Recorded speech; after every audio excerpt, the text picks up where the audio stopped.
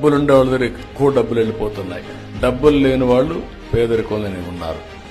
ఇవన్నీ ఆలోచించిన తర్వాత ఆ రోజు మేము ఆలోచించింది global forum for sustainable transformation కింద నాలెడ్జ్ ఉంది, ప్రపంచం మొత్తం టెక్నాలజీ అవైలబుల్ ఉంది.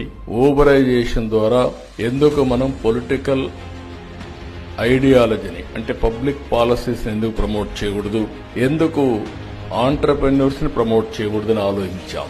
ఆ ఆలోచన నుంచి పుట్టిందే ఈ జిఎఫ్ఎస్టీ.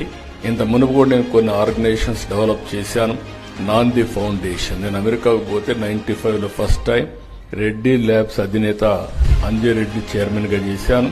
ఆయన చనిపోయే ముందు ఆలోచించి నేను అప్పచెప్పిన బాధ్యత ఆనంద్ మహేంద్రకు ఆయన అప్పచెప్పి ఇది చేశారు.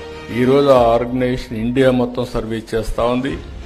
అరకు కాఫీని ప్రపంచం మొత్తం తీసుకువెళ్లిన వ్యవస్థ నాంది ఫౌండేషన్ అని చెప్పి కూడా నేను మీకు తెలియజేస్తున్నా. ఈరోజు అరకు ప్రపంచం అంతా కూడా మీ పరిస్థితికి వచ్చింది.